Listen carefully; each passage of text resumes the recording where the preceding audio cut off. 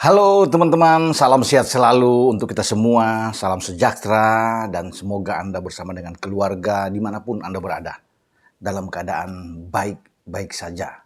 Tetap semangat dengan Bung Ropan dan kita mereview hasil pertandingan yang berlangsung di babak perempat final Qatar 2022 dan pasti teman-teman sudah tahu hasil akhir siapa yang melaju ke babak semifinal dan Kroasia bersama Argentina nanti akan bertarung di babak semifinal. Kalau bicara ini berarti Brasil dan Belanda out. Namun kali ini saya akan coba satu-satu ya untuk melihat bagaimana pertandingan Brazil dan Kroasia di mana tim Samba Brasil harus pulang angkat kopor. Sebentar di next video kita akan bicara tentang tim tangguh Argentina yang bertarung melawan tim oranye Belanda. Nah, bagi teman-teman mungkin siapa yang benar tebak skor? Apakah ada yang benar lewat adu penalti Kroasia menang atau lewat adu penalti Argentina menang? Kita akan lihat nantinya, akan di satu-satu untuk diteliti oleh tim saya. Nanti besok kita akan umumkan siapa yang akan menang. Kalaupun tidak ada yang menang, nantinya kita akan bikin lagi di bawah semifinal dengan meningkatkan hadiah jaket varsity menjadi 20 pemenang masing-masing semifinal. Ini akan bertambah terus ya untuk 20 pemenang. Jadi kesempatan untuk menang banyak sekali. Oke, sayang sekali juara dunia 5 kali Brazil gagal meneruskan langkah mereka untuk melaju sampai ke babak semifinal. Kroasia membunuh mereka ya, lewat adu penalti. Sayang juga bahwa ketika Neymar bisa mencetak gol di penghujung laga untuk pertambahan waktu, ya artinya itu terjadi di menit 105+1. Seakan-akan bahwa Brasil ini sudah di depan mata, ingin mengunci kemenangan dan lolos.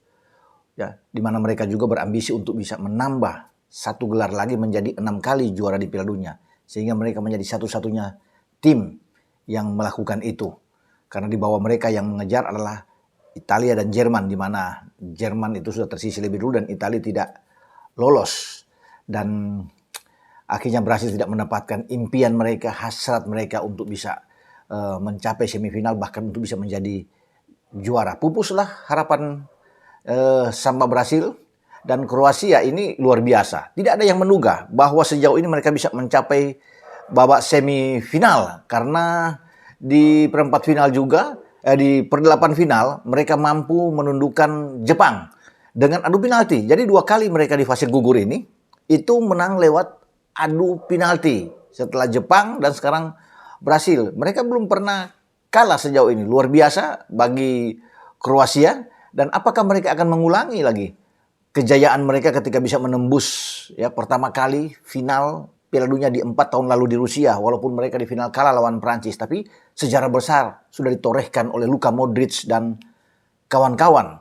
Nah sekarang satu step lagi setelah semifinal mereka akan bisa mengulang lagi. Berarti akan back to back untuk babak final. Ya, entah siapa yang akan menghadapi mereka di final. Namun sebelum ke sana mereka bisa ketemu dengan, akan berjumpa juga dengan Argentina. Ya tidak mudah juga. Nah dalam pertandingan kemarin Kroasia itu memang ya bermain dengan sangat disiplin ya, sangat bagus. Brasil juga tidak hebat-hebat bermain bagus seperti ketika mereka mengalahkan Korea Selatan dengan 4-1. Bahkan di 45 menit babak pertama mereka sudah mengunci dengan 4 gol. Membuat Korea itu patah semangat mereka untuk bisa melanjutkan kejutan di Piala Dunia ini. Brasil sudah menghantam mereka dan walaupun ada gol balasan tapi tetap Brasil menang. Nah Brasil coba untuk melakukan itu melawan Kroasia.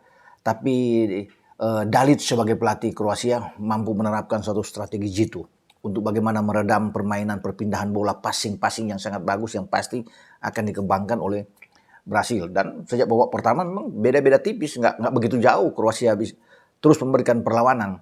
Ini karena mereka bermain dengan cermat sekali, menuruti skenario permainan yang diterapkan oleh sang pelatih Dalic. Ini kuncinya karena mereka punya penjaga gawang Dominik Livakovic. Ini luar biasa ya. Sejak melawan Jepang dia selalu tampil sebagai pahlawan, menahan 3 penalti dan lawan Brasil pun dia bermain dengan luar biasa ya. Juga menahan penalti, ada 2 penalti dari Brasil, satu diantaranya kena tiang ya, Marquinhos terakhir, dan penendang pertama Brasil Rodrigo dia bisa patahkan. Nah Livakovic ini sepanjang pertandingan itu bisa mematahkan banyak sekali peluang-peluang Brasil. Kalau tidak ada Livakovic, itu Kroasia sudah hancur, mungkin di atas 4-5 gol. Dan bisa terlihat sekali Brasil punya 11 tembakan mengarah ke gawang atau on target dari 21 percobaan mereka menembak. Nah, semuanya itu dipatahkan oleh Livakovic. Ya, berarti ada 10 kali dipatahkan, hanya satu yang masuk lewat Neymar. Di mana gol Neymar ini memang cantik, ya, terlihat ya. Kombinasi yang ada dari Neymar bermula, ada permainan 1-2 di sana dan dia masuk ke kotak penalti. Dan akhirnya dia bisa menaklukkan Livakovic. Ya, Sosa ingin masuk untuk bisa menutup tapi Neymar mengarahkan bola agak tinggi. Ini insting mencetak gol sangat bagus. Itulah yang membuat mereka bisa unggul. Tapi sayang mereka tidak bisa mempertahankan itu di 3 menit terakhir masa perpanjangan waktu. Sebelum di menit 117. Bagaimana Bruno Petkovic memanfaatkan umpan dari dari Orsic ya. Kalau nggak salah, Mislav Orsic dari sisi kiri pertahanan Brasil. Dan diselesaikan dengan baik. Ketika gol balasan yang terjadi, saya pikir ini sudah pasti adu penalti. Dan kemenangan bisa diraih oleh Kroasia. Dan akhirnya Kroasia bisa mendapatkan itu. Nah, permainan Brasil juga tidak seperti yang dibayangkan banyak orang ya. Ekspektasi bahwa mereka ini akan terus mendominasi permainan. Dan ternyata setelah statistik muncul di akhir pertandingan itu 51% penguasaan bola justru ada di Kroasia. Kroasia lebih tinggi. Ini yang membuat banyak juga melihat bahwa Brasil cuma 49%. Biasanya kan Brasil yang akan unggul dengan jauh bahkan. Tapi sekarang Kroasia ini luar biasa. Kroasia menariknya di sini melepaskan memang percobaan menembak 9 kali sepanjang laga ya, di waktu normal sampai juga di masa perpanjangan 2 kali 15 menit. Tapi hanya satu on target didapatkan oleh Kroasia. Satu-satunya on target itu gol balasan mereka. Ya, lewat Petkovic tadi. Tidak ada lagi yang lain karena mereka memang lebih dalam bermain. Ya. Dalis menempatkan selain Livakovic di belakang ada Jan Lovren, Gvardiol yang sangat bagus bermain. Ya. Ini Juranovic ini bermainnya bagus. Juranovic di kanan banyak mengganggu ya dari sisi kiri pertahanan Brasil. Sosa juga dimainkan di awal, bukan Barisic yang dimainkan lebih awal. Ada pergantian perubahan aja di sini. Tapi di tengah Kroasia itu dihuni oleh pemain-pemain gelandang-gelandang bagus. Selain Luka Modric sebagai kapten ke-11 yang bermain, pasti teman-teman tahu, di Madrid. Mateo Kovacic bermain di Chelsea. Ya, Marcelo Brozovic main di Inter Milan. Ini klub-klub top semua. Di mana misalnya di babak pertama ada Kramaric, mereka bisa memainkan. Ada Pasalic yang juga ikut di sana. Ada Ivan Perisic yang sekarang ini bermain di Tottenham Hotspur. Ini kan tim sebenarnya secara kedalaman oke. Dan ketika mereka mendapat tekanan, itu kita bisa melihat bahwa ada 8-9 pemain turun untuk bisa ada di bawah, ya, menumpuk di bawah. Ini yang menyulitkan bagi Brasil untuk bisa bermain berkembang, kecuali yang gol dari Neymar ini untuk bisa memecah kebuntuan mereka. Tapi selebihnya Brasil tidak bisa mengembangkan permainan dengan baik. Itu saya bilang, mereka bermain tidak sebagus yang diharapkan memang. Ya. Apalagi kalau melihat bagaimana mereka mencetak 4 gol yang cepat melawan Korsel kan. Tapi melawan Kroasia ditutup semua celah oleh pemain. Ini karena Kroasia bermain dengan sangat disiplin mereka. Menjaga daerah, menjaga lawan mereka. Yang menyulitkan bagi Vini Junior yang diharapkan bisa membongkar pertahanan dari sisi kiri. Rafinha di babak pertama dan babak kedua. Akhirnya kedua pemain ini pun ditarik keluar. Tite melakukan 3 pergantian memang. Anthony masuk untuk bisa mengisi posisi dari Rafinha.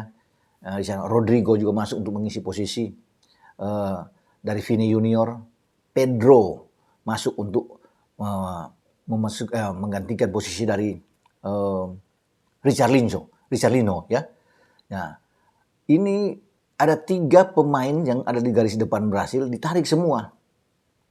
Sehingga pergantian ini dirasakan kurang begitu bagus kalau melihat dari 3 pemain dibandingkan dengan 3 pemain pertama di lini serang Brasil. Itu karena memang mereka tidak begitu bagus ya sepanjang pertandingan, karena itu yang membuat Tite harus bisa menarik ketiga pemain tersebut.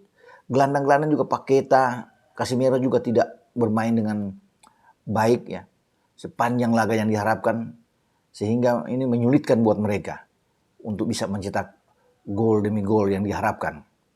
Ketika adu penalti terjadi, memang lagi-lagi pahlawan itu ada di Livakovic. Ini penjaga gawang yang pasti harganya mahal. Ya. Dominik Livakovic dan Dinamo Zagreb. Ini pasti sudah diincar oleh klub-klub besar ini untuk berebut antri tanda tangan dia. Karena tanpa dia Kroasia tidak akan menembus sampai sejauh ini. Bahkan melawan Jepang pun akan kalah kalau tidak ada penyelamatan, 3 penyelamatan luar biasa.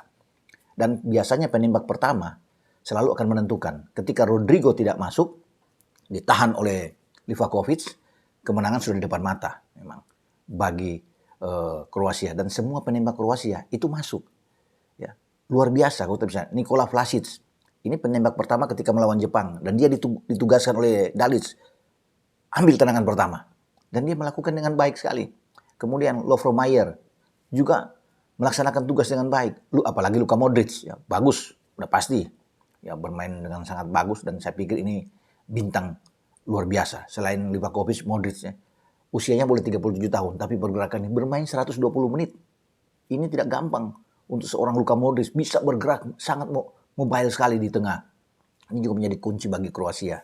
Dan akhirnya mereka bisa mendapatkan kemenangan itu melalui Mislav Orsic. Jadi 4-4 sudah masuk. Ketika Marquinhos menembak kena tiang, selesai sudah. Berhasil, harus angkat kopor. Dan menerima kenyataan bahwa ambisi mereka itu pupus di Qatar untuk menjadikan mereka sebagai tim pertama yang menjadi juara dunia 2 kali di Asia setelah 2002. Bagaimana mereka bisa menjadi juara di Jepang dan Korsel, mereka ingin mengulangi di Qatar, tapi itu pupus. Amerika Latin tinggal meninggalkan 1, Argentina saja, ya, di perhelatan ini. Siapa yang akan menjadi juara? Apakah ini akan diteruskan oleh Eropa atau Argentina lagi akan masuk ke final? Kita akan tunggu. Sebentar saya akan bahas soal Argentina nanti setelah konten video ini. Dan wajar kalau pemain-pemain berhasil menangis di akhir pertandingan, termasuk Neymar. Ya, ini mereka betul-betul menyesali apa yang mereka lakukan sepanjang pertandingan menghadapi Kroasia. Ya, dan Kroasia tampil juga dengan Spartan. Ya. Ini kemenangan yang heroik buat mereka. Wah, ini saya akan memperlihatkan bagaimana detik-detik terakhir Marquinhos gagal melaksanakan eksekusi penalti. Ini teman-teman ya.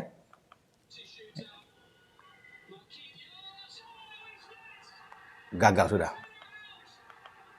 Dan semua pemain-pemain Kroasia berhamburan ketika Marquinhos tembakan kaki kanannya membentur tiang, bola kembali ke lapangan. Marquinhos tersungkur di rumput, ya, menyesali semuanya. Tapi ya, mau bilang apa? Dan Kroasia meledak itu. Luar biasa bagi Kroasia, selamat bagi Kroasia. Tinggal menunggu langkah mereka selanjutnya. Ya, terima kasih banyak buat teman-teman semua yang sudah mensubscribe channel YouTube Bung Ropan. Karena tanpa Anda juga channel YouTube saya ini bisa tidak akan berkembang dengan baik. Juga terima kasih buat para sponsor, pendukung ACC Astra Credit Companies, Dabinter, Resto The Rich di sini. Dan kita akan berjumpa dalam next video untuk membahas Argentina versus Belanda yang sangat dramatis. Ciao!